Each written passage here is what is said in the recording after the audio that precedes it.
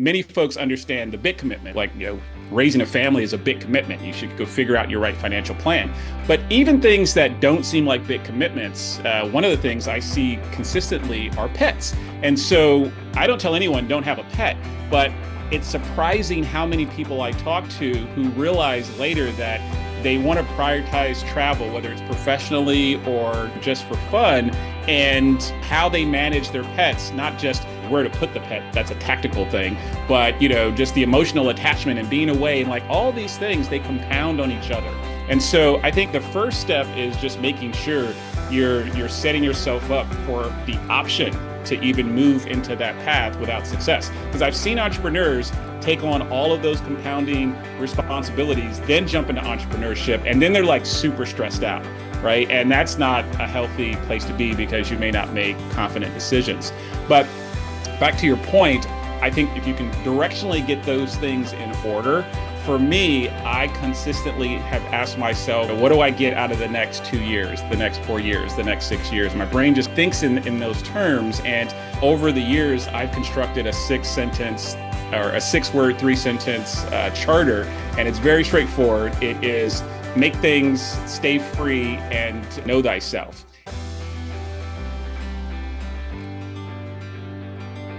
Welcome back to Resilient Entrepreneurs, the podcast where we talk with entrepreneurs and business people from all walks of life and from around the world, in the hope that something you hear will leave your business a little richer. LaSean Smith is our guest today, and he is not your typical entrepreneur. He's a passionate advocate for helping individuals turn their dreams into reality and achieve financial independence through entrepreneurship. Wow, isn't that really what we all want? He has a diverse background in film, physical products, software, and impressive leadership roles at companies such as Amazon and Microsoft. So much experience behind him. And as the founder and CEO now of CAGR Investments, LaSean is on a mission to empower new businesses to accelerate their growth. His primary focus also lying in the fascinating world of AI. Can't wait to jump in on that. Welcome, LaSean.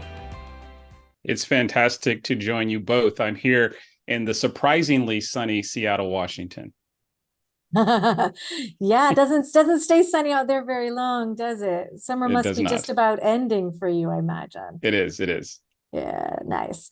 Well, thank you so much for joining us today. And I'd love to just kind of start with a little bit of your backstory. Can you tell us a little bit about where you grew up, what family life was like, and were there entrepreneurs in your family, or were you one of those kids with the lemonade stand? Give us a little bit of that. Well, I have an interesting academic background growing up. I started in public school. My mom was a teacher, eventually a librarian. And so we got to go to the private school where she taught at. Tuition we could never afford. And so we got a great education there. But then we relocated, and I was homeschooled for a while. And eventually I finished back in a public school. And so it was a really interesting kind of social development process, moving through different kind of socioeconomic classes. We never had much, but getting exposed to things. And so I think that was quite impactful on me. As far as kind of what I did on the outside and the seeds of entrepreneurship, I started very, very young. I think I was probably 8 or 9. I was selling candy on the playground. And one of the quick lessons I learned there is I was convinced I knew what everybody wanted because I was selling them what I wanted. And that was one of my first big lessons in business. You got to figure out what the customer wants, not what you think they want. And, over the course, I actually stuck to that for quite a while, all the way to junior high and high school. And I saved up enough to upgrade and buy a new computer. Maybe some of the younger listeners won't know what this is, but I bought a camcorder, which was like a video recorder when you didn't have it on your phone. And so it's kind of a big deal because I was like, I'm getting all the gear I need. I thought I was going to document all these things, and I was going to write software. But I had all sorts of odds and end jobs, from grocery stores to a burger shop. I dug ditches one time. I laid tile on a roof. And 2 things I learned out of that is I'm not built for physical labor, so I need to stay in school and upskill. And then number 2 is, along the way, I just kept meeting new people. My dad was a musician, and at some point he was also in the military, so we moved around a lot. I've now lived in 11 cities, And when you show up to a new place, you're posed with this question: am I going to be outgoing, go meet new people, or am I going to like kind of hole in a corner and pretend I don't have anyone I can talk to? And I really embraced this idea early on of meeting strangers. And so this mix of learning how to sell early on, getting exposed to technology, and then also kind of figuring out what I didn't like. I think I was just really fortunate to set myself up on the right path. And then I just got blatantly lucky that I was drawn to computers and I just showed up at the party right as things were taking off. Wow. Yeah. That's a great starting point. And with so much experience and so much moving around, there must have been a lot kind of in the development of your personality, which now carries through to the great work that you do with entrepreneurs. Yep. Yeah.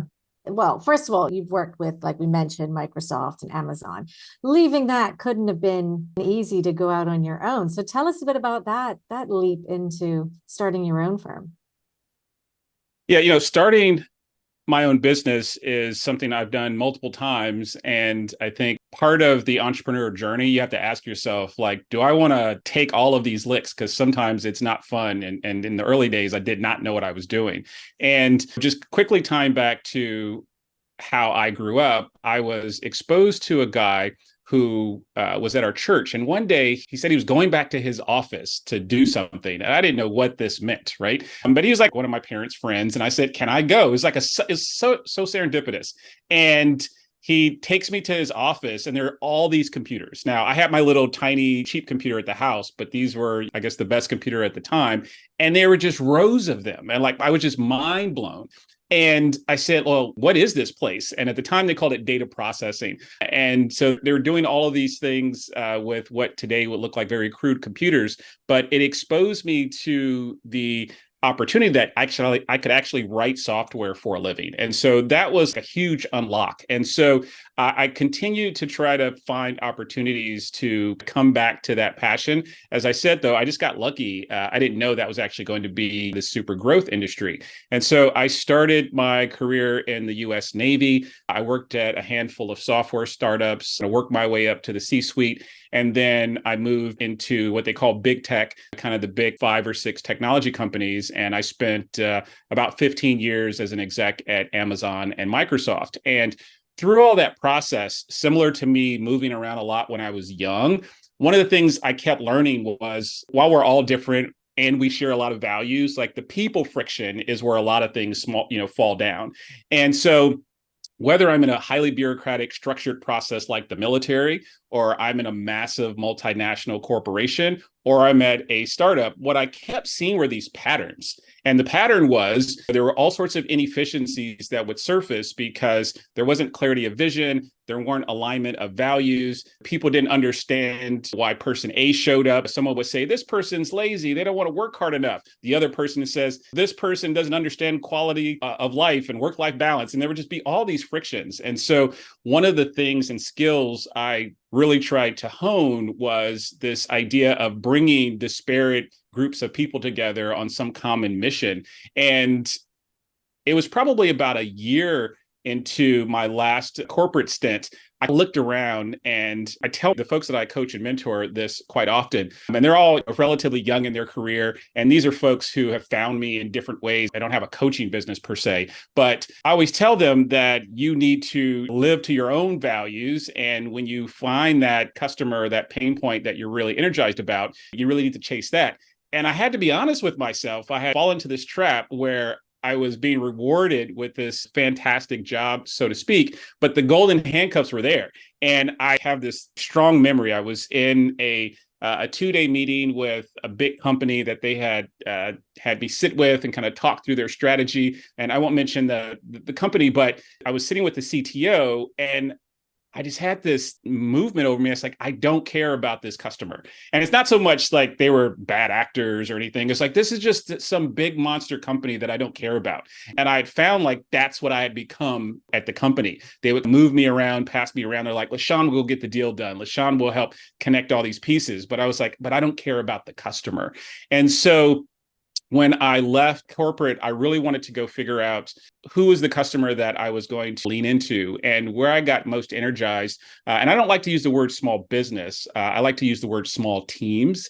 And what I mean by that is when teams get large, they get sometimes a bit discombobulated. That's where the politics comes in. There's a term that we used at Amazon called a two-pizza team. And for folks who haven't heard of this concept, this was a phrase that Jeff Bezos coined that said, no team should be big enough that it takes more than two pizzas to feed them.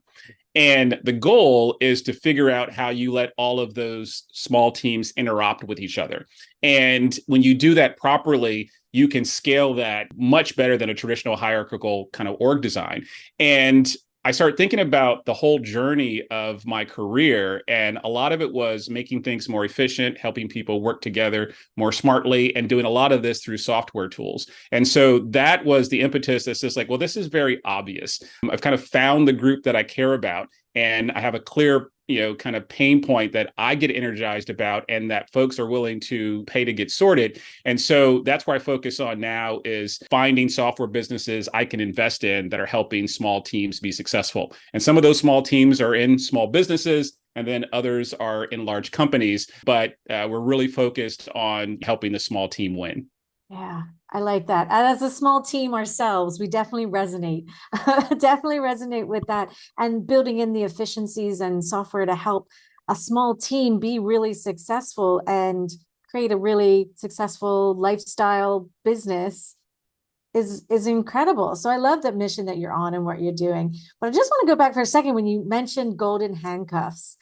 It's a term I've heard a lot recently, going down different paths and different podcasts and listening to, and it's spoken out a lot. And I understand exactly that is a big limiting factor for people becoming an entrepreneur. They're in a job where they're making decent money, probably are investing a little, they've got some savings, they can travel, they can live a good life. Having that, how do you become an entrepreneur when that other side is so risky? It's easier to just keep the handcuffs on. Sure. Well, I think structurally, just mathematically, the first thing is how do you get in shape, right? The plan is not difficult to draft. You got to eat properly and you have to have the right workout plan. And I would say similarly, your path to entrepreneurship, the plan is not hard. What's challenging is eating junk food in the middle of the night. And, likewise in that metaphor, you may not be, as they say, growing the gap. And that's where you're spending less than you make, and you're experiencing lifestyle inflation, or you're making life commitments, which may be worth the trade-off, but you're committing to things that are really hard to undo. And many folks understand the big commitment, like, raising a family is a big commitment. You should go figure out your right financial plan. But even things that don't seem like big commitments, one of the things I see consistently are pets. And so I don't tell anyone don't have a pet, but it's surprising how many people I talk to who realize later that they want to prioritize travel, whether it's professionally or just for fun, and how they manage their pets, not just where to put the pet. That's a tactical thing, but, just the emotional attachment and being away and like all these things, they compound on each other. And so I think the first step is just making sure you're setting yourself up for the option to even move into that path without success. Because I've seen entrepreneurs take on all of those compounding responsibilities, then jump into entrepreneurship, and then they're like super stressed out, right? And that's not a healthy place to be because you may not make confident decisions.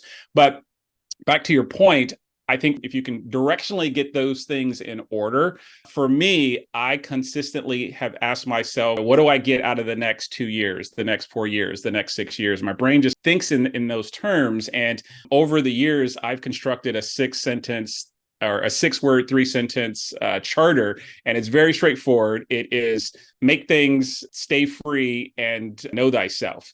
And the reason those are important for me is when I'm not making things, I know there's an energy that's not right. And over time, I found that when I'm managing teams over a certain size, I'm too far away from the making and I don't have great energy. And so every time I've gotten around 120 to 150 people in an organization I was managing, it always broke down. And I was like, almost like self-sabotaging. And what I found when I was like really honest with myself is I don't want to just manage the humans. And for some people, that is the destination. And for me, because of my background, I still spend probably 6 to 8 hours a week now writing software. And it's not to sell to anybody. It's just, I want to make sound investment decisions, underline the fundamentals of the things I'm investing in. And so that's just my style. And so every time I got too far away from that, things were bad. So that's making things. On the know thyself, many times we get opportunities that we're capable of,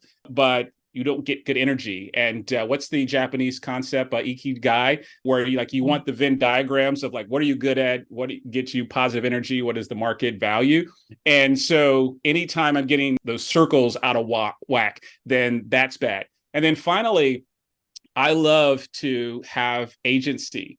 And one of the things that I got so frustrated with as I progressed in my career in corporate was every minute of my time was booked up to talk to someone.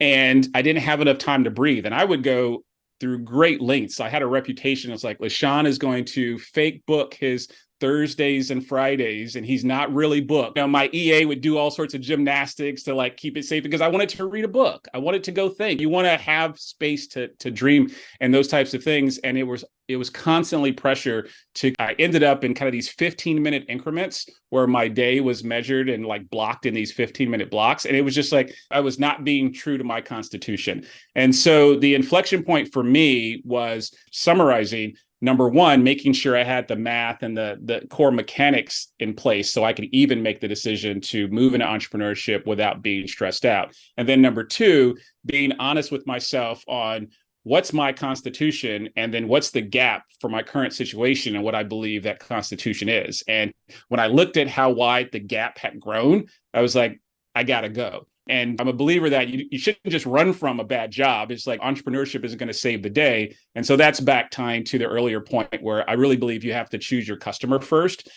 figure out how you have a real relationship. And then you can, there's all sorts of ways to add value rather than if you found me when I was 22, I would be off building something. And then when I finished, I would say like, who wants to buy this? Right. Which is a really silly way to start a new business and very risky. Wow, so many golden lessons in that. And I really enjoy hearing about the charter. And I would encourage our listeners to consider doing that for themselves. I'm certainly going to take that away from this conversation and really think about what are my six words. It sounds like a great formula. Keep it short. And those three things. And I mean, certainly know thyself. It's for the recipe for success, I would suggest that know thyself would be in there for most people. Because if you don't know what you want, you don't know where you want to go, you don't know what makes you happy, all those things that you talked about, then you don't really have a starting point yet. So, wow, thank you for that wisdom. Yeah. Yeah. And I want to say, I like how important values are to you, clearly.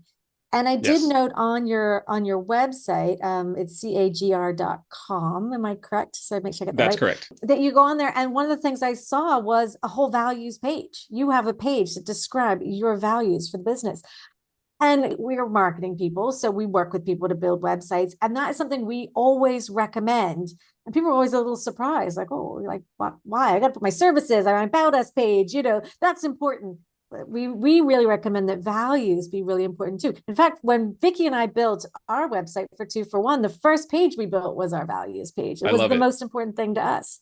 100%.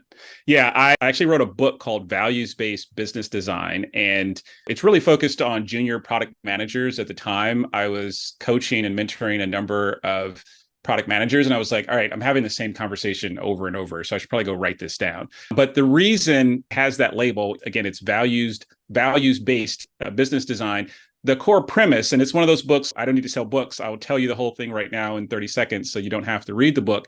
I believe as we continue to move forward, if you do not have a business rooted in values that, and here's the punchline, that you're willing to go out of business to protect, you are going to have a really hard time acquiring and retaining customers. Because increasingly, whether someone may say it's a purpose-driven business or it's just a great kind of branded business, most people aren't going to say Nike is a purpose-driven business, but the promise is very clear. The values are very clear. They are largely trying to make everyone, the everyday person, feel like an athlete. And I'm paraphrasing their words, but it's very clear the journey and the mission that they're on. And trust is easy to lose, but I believe that if you don't truly lean and start there, you can easily get distracted with so many things. And working in early stage software products in small companies, big companies, I naturally found myself in meetings with brand consultants and folks who were kind of developing identities. And I was like,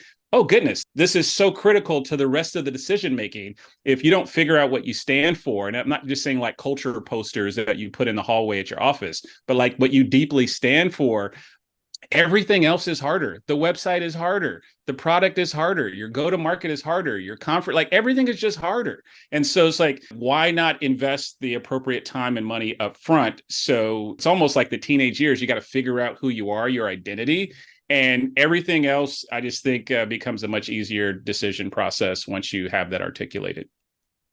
Yeah, you said it.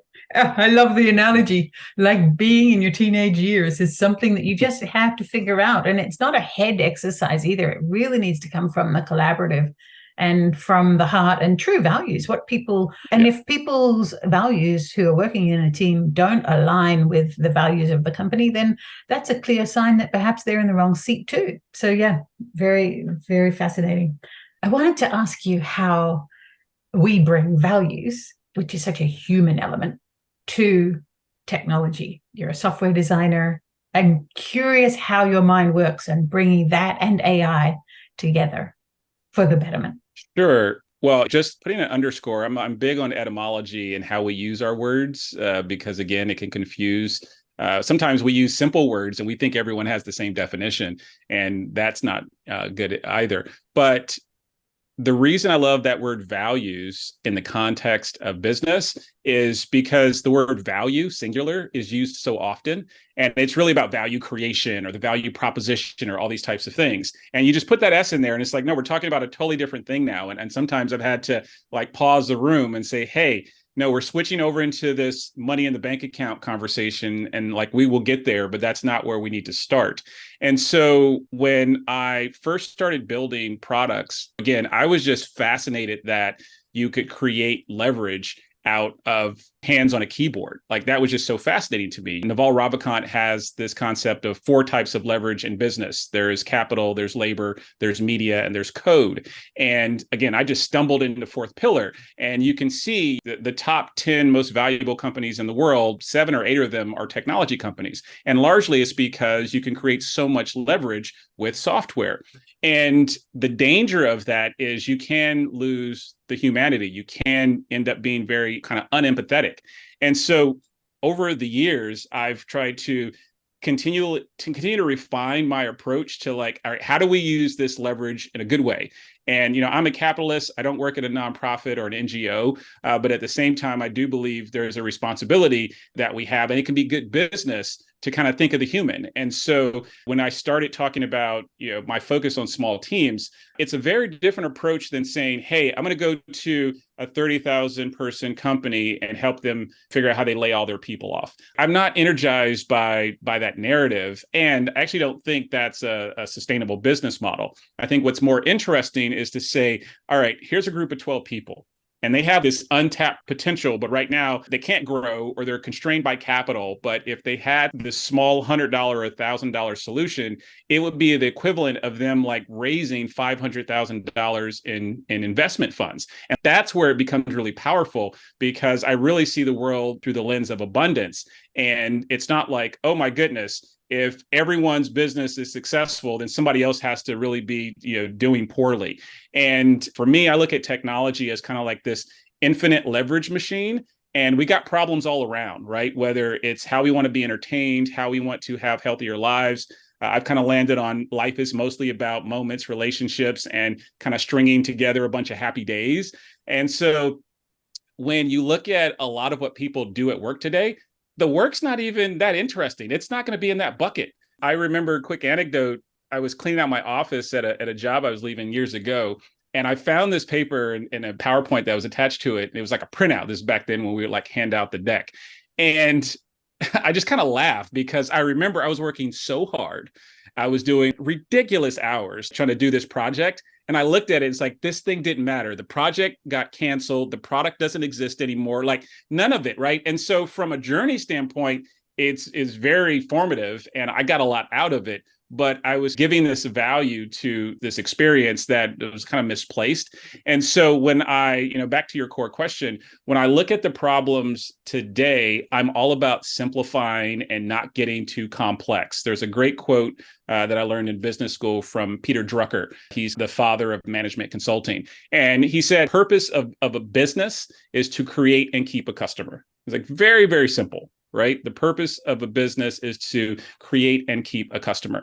And it just never left me because there's so many other things that we can start piling on. We want to chase status. We want to go talk at some conference. All these things, that's not the game, right? And the further you get away from that core focus of serving the customer, I just think the more trouble we get in.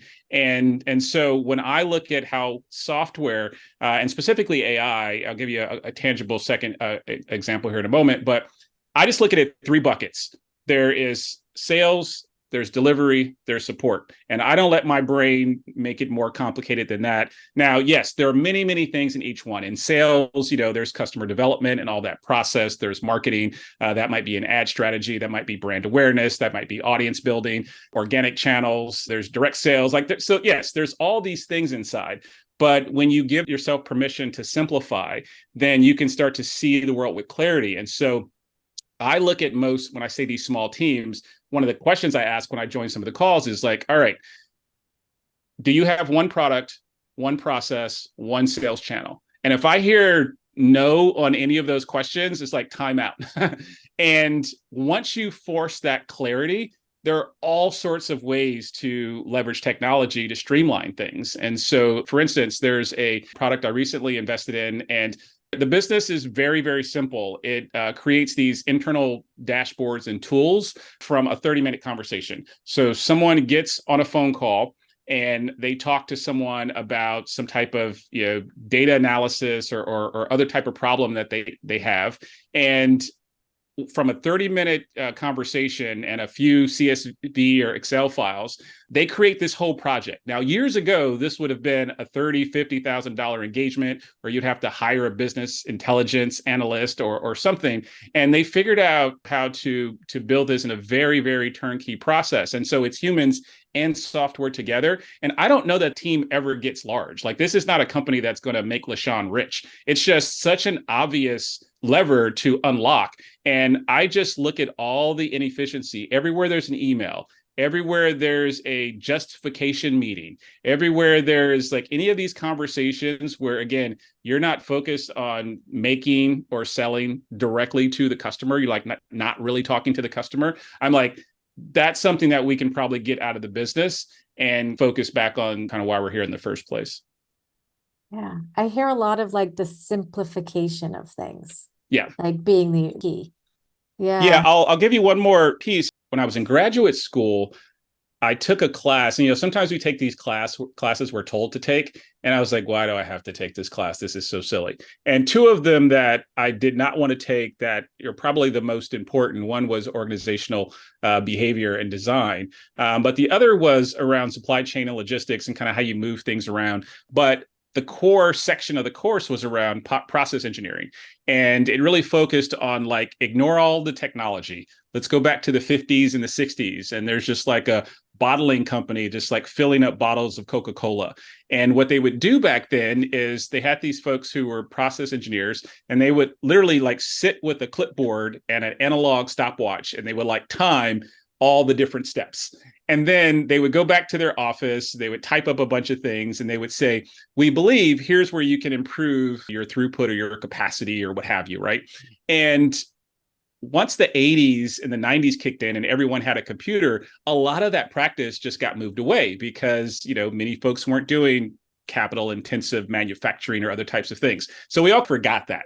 And one of the things that I love about AI is it's forcing every business owner or manager, doesn't matter if you're in a small or large company, to say, well, if I want to use this, the AI needs you to articulate your process. And so these old techniques from the 50s and the 60s are now being brought back. And I'm seeing folks 20s and 30s, and they're just like, oh, this is really innovative. I'm like, oh, this is the old stuff. This is the tried and true process. And really what it's about is getting the stakeholders together to document your workflows and your processes. And you think about all your actors, right? These are maybe different people in the team, vendors that you work with. And that documentation process, it's almost like therapy for a business team, because there might be a pain point that folks have been enduring for months or years, and no one's, took a break, popped up and said, can we just write this whole thing down?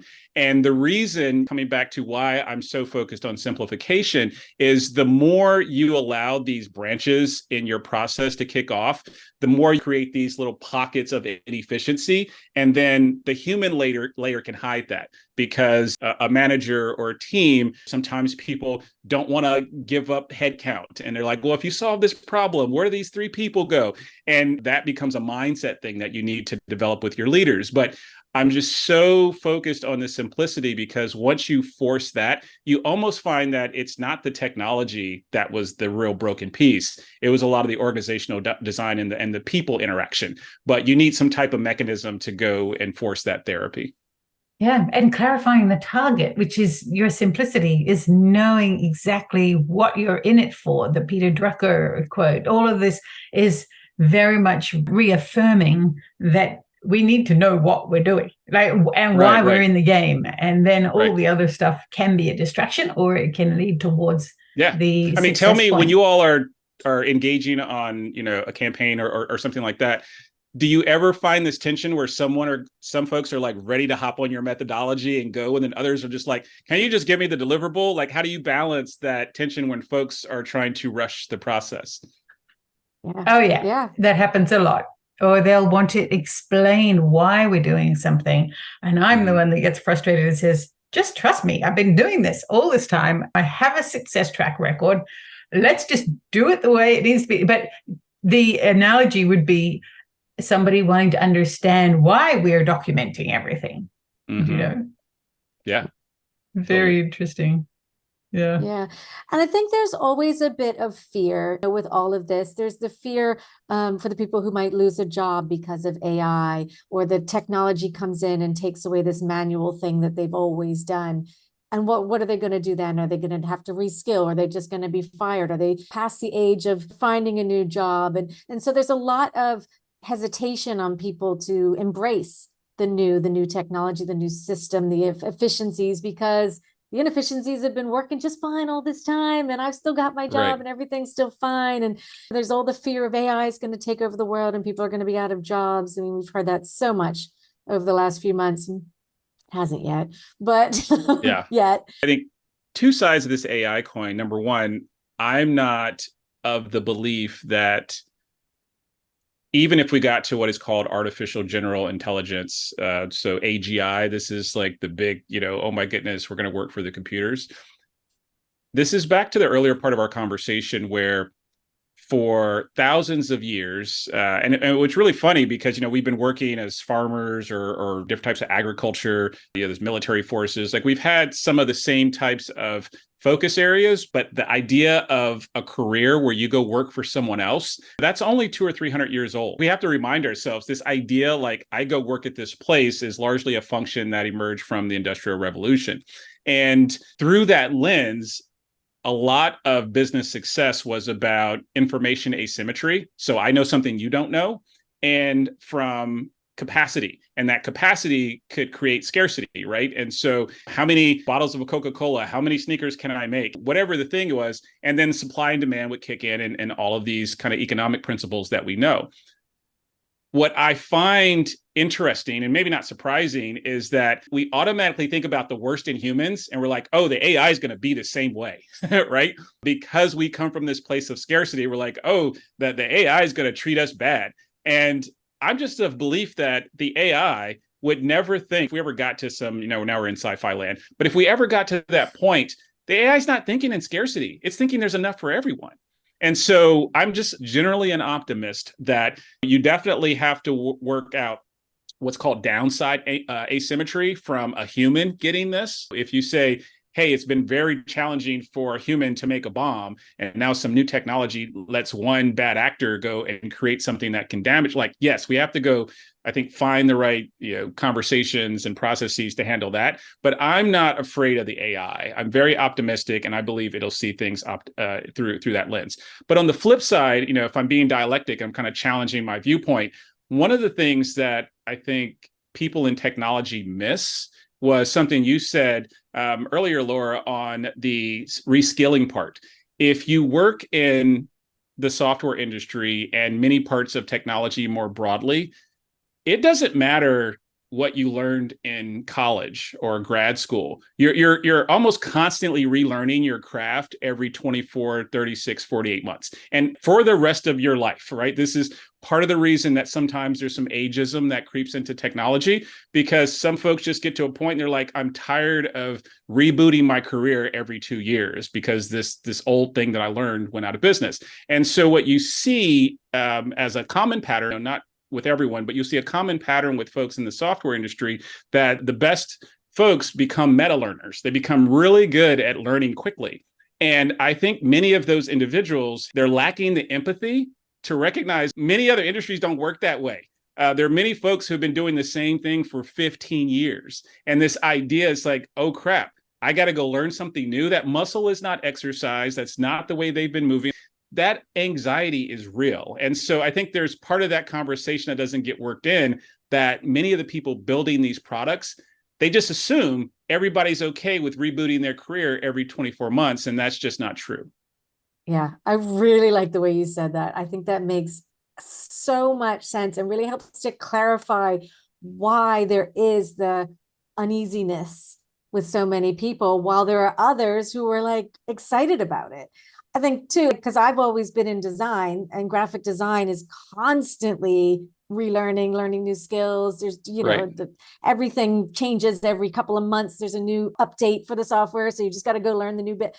So it's part of ingrained in me. So for me, it's like, woohoo, AI, excited. What is it going to bring? What is it going to help me to get better at?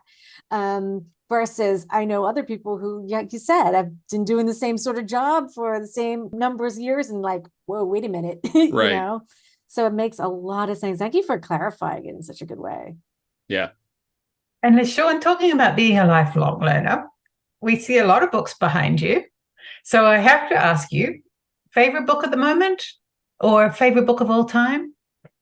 Most impactful book? Whichever you prefer to answer.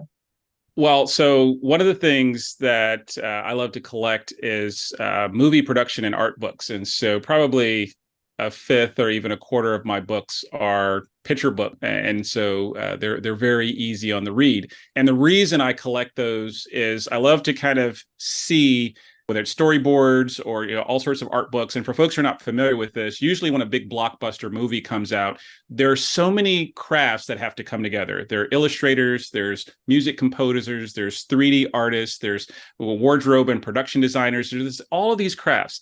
And these books aren't very profitable to produce, but more as a respect to all of these crafts that come together, they go compile some of the pieces. And so fans get a little behind the scenes, kind of look at all the pieces that led up to making your favorite Pixar movie or what have you. And then folks who got part of that, they get this kind of momentum that they can keep. And the reason I really am drawn to those types of books is it's a reminder of how when you bring a set of disparate functions and domains and expertise, like you can really make some magic, in that case, telling an emotive story that connects with all sorts of demographics, right? And so that's something I just like to remind myself, like the power in this world when we come together is really transformative. Back to your actual question, one of my favorite books, and it's a very simple book to read. And when I read some of my favorite books, I'm like, yeah, this could have just been a blog post, but I don't mind giving them the $20. There's a book called The Psychology of Money. And the reason I like this book is personal finance is tied to so many of the anxiety points that people create in their life. And mostly, as I said earlier, we're in a relationship with ourselves. We're in a relationship with the people close to us. We have our health to take care of, and we need some money, right, to move around the world. And so they say money won't solve all your problems, but it will solve your money problems. And what I love about this book is it's a great reminder through anecdotes and stories and some research that going broke or making money is largely a behavioral exercise. It's not how much you know. It's really about how you behave. And so people who are highly educated, I know folks that I went to school with who are investment bankers, hedge fund managers. Some of these folks are still broke, right? They either have like gone to the extreme of lifestyle inflation, right? And so it's like, oh my goodness, they have like two crazy houses and they have a yacht and they're not really liquid. And so as a result, they have this crazy anxiety. But they also sometimes have this arrogance. And so they make poor decisions. They're like, of course, I know how to make this trade. Of course, I can see this arbitrage opportunity. And so sometimes I think folks feel like once I get past a certain point, I'll make great decisions about money. And it is just simply not true. And so what I like about that particular book is when you talk to people today about how they learn, paid coaches are a popular topic. And I don't really knock paid coaches. Like whatever you can do to accelerate your kind of ramping up on things, like you should go do that. But many paid coaches are just sharing what they learned in a book. And some of the best books and some of the ones behind me that I like the most are books they're really old, right? Like I have a book I just bought off of eBay from the 30s, and it's on economics. And I love finding like, I usually can't, justify the first edition because it's like really for collectors and I'm going to actually read the book. So I'll find like a second or third edition, but like these books are really old. And those are books that people wrote when they had like 20 years of experience. And so your 20, 30, $40 and 8 hours of your time is going to take on 20 years of someone's experience.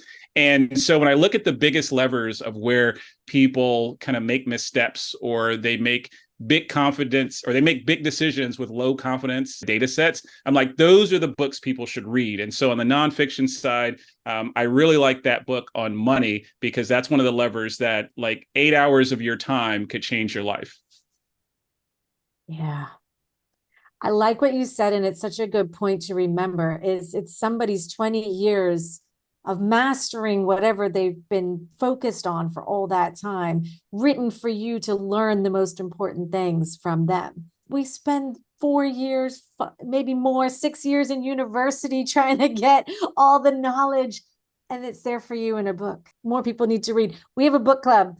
And I think that one needs to be on our list for the book club, Vicky. We're going to have to add to Psychology of Money. It's definitely one that's been on my list for a long time. Our next one up is Atomic Habits, which is another. Oh, yes. Yeah. That's a great one. Who's the author of Atomic Habits? I'm forgetting his name, but what I love about what he's done is like on Twitter and other places where he shows up, he gets to the essence of the daily activity to reinforce the point. And Atomic Habits, I think that makes sense. But what I love about the thread I see is most of this stuff is mindset, right? The actual hard skill is usually fairly easy for most folks to take on. And it's like, but are you really going to change your behavior? And I heard this great definition of learning. Someone says, you don't learn something or you have not learned something until you change your behavior. So like filling up your head with knowledge so you can go on Jeopardy, like, okay, maybe fine. But like you really haven't learned something until you start acting differently. And so not just taking these books, but figuring out what's the actionable piece that I can go put into practice tomorrow and start compounding that. And that's really why I called my company CAGR Investments. In finance, it's kind of like it had a derogatory term for many years because they would say the Wall Street bros always throw around this term CAGR because they would use it in private equity and investment banks to talk about we're going to squeeze out all the growth, we're going to lay off all the people, we're going to get paid. And but mathematically what it means, it's the geometric progression of growth year over year. Right. And so if you see a 10% CAGR or 20% CAGR, that's showing you how much that asset is growing or that market or industry is growing year over year. And Einstein has this, famous quote that compound interest is one of man's greatest inventions, right? Because we really don't understand how to conceptualize hockey stick growth. Like our minds just aren't built to understand an exponential curve. And while you can apply CAGR to math and finance, the reason it resonated with me is that if you look at yourself And I like to use time as a key currency. And you look at what we have, 761 hours in a month, having minutes in our life, however you want to slice it. If you look at that as your bank account, you're going to figure out, how am I going to spend that? If you spend that in a way, wisely, in a way that compounds, it's like you will create an exponential curve for growth. And so many times I see folks trying to like make these crazy leaps. It's like, no, just do something consistently every day. And that's likely going to get you there more consistently than the person who is like ignoring it for 6 months. And then they're like, I'm going to take off a week of work and I'm really going to go get after this thing. Like, no, be consistent. I think that's a really core part of success. And I think it ties, actually to my understanding of your podcast name. When I think about resilience, a lot of it has to do with consistency. And if you don't have that, I think you end up in a place where you're frustrated with the starts and stops. But at the same time, like, you could see like, well, if I just did this thing every day for 6 months, I'd be way over here. And for whatever reason, that's a muscle that we have to exercise to get there. Yeah, I was just about to ask you what your definition of resilience is. Would you say it's consistency? I would maybe put a finer point. As I said, my mom's a librarian, and so books and learning has been around me for quite a long time. And she has like 2 words that have been her favorite words for decades. One is journey, and the other is resilience. And so I really love the name of your podcast. And for me, if you said, "Hey, LaSean, what's your definition of resiliency?" I would say consistently getting comfortable with being uncomfortable. Yeah. And it's just so easy. We talked about the golden handcuffs. We talked about finding the justification to, maybe take on a new scary challenge.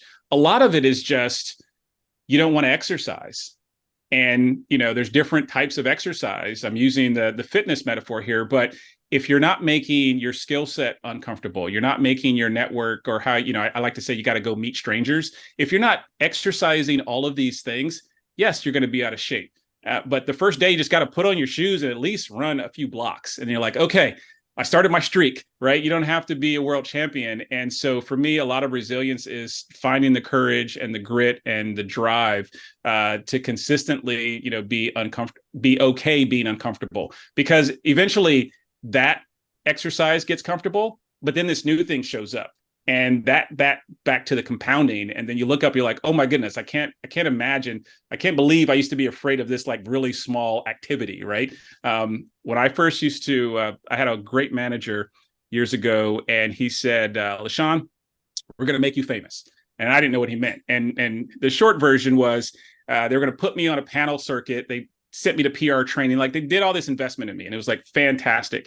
And I remember the first one, I was like so nervous, and I was just talking about my product. Like there should be zero, anxiety in this thing. And the second one, I was still nervous. And then the third one, it wasn't like I, had some type of trick, imagine the audience naked or anything silly, but I just was in a hotel and I was like, hold on here. I just like need to treat this as everything else I do. When I first learned how to code in a new language, I'm not like, oh my goodness, I can't write the best software today. I have to treat it like I'm learning a language, right? And I'm like, all right, what's the verbs? What's the nouns? I have to piece all this together. And once I started treating those activities like that, I would get past that anxiety. And then there would be another one. I was like, oh my goodness, I didn't know there's this other thing to learn. And now it's almost like I get a dopamine rush on learning a new thing. And I think if folks can find their version of tackling that, a lot of our anxieties and fears can be tackled. Yeah, I love that. It's so true. And it's such good advice. Learning to get comfortable with being uncomfortable, I think, is one of the biggest things. And being entrepreneur is a lot of uncomfortable, a lot of learning, a lot, you're stepping so many things going wrong.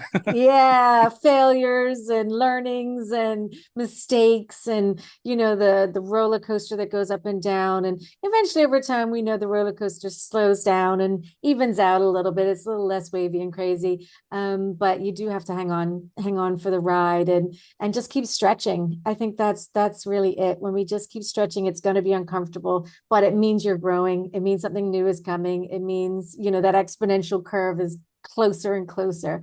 So 100%. yeah, really appreciate all your incredibly in-depth advice today. And I hope the entrepreneurs listening got some of that. And we'll continuing on being great entrepreneurs, being resilient, and all growing together. So thank you, LaSean. We will leave your information in the show notes, so people can look you up and check out your website. Love your website. It's really great inspiration, both your personal one and your business one. If you don't mind us sharing your personal one, I think it's really fun and a great way of how you really share your values and who you are in a really authentic, genuine way, which is why we invited you on this podcast. And I've enjoyed this conversation so much. So thank you. Yeah, thank you for the time. We really appreciate it. And thank you for tuning in to Resilient Entrepreneurs. And that's a wrap for today's episode of Resilient Entrepreneurs. We hope you enjoyed hearing from our amazing guest and learned something new about resilience and entrepreneurship. Remember, resilience isn't just a trait, it's a skill that can be learned and developed. And if you want to stay connected with us and hear more inspiring stories, be sure to hit that subscribe button and follow us on social media. And if you know somebody who's a resilient entrepreneur and would be a great guest on our show, we want to hear from you. Please reach out. Thanks for tuning in, and we'll catch you on the next episode of Resilient Entrepreneurs.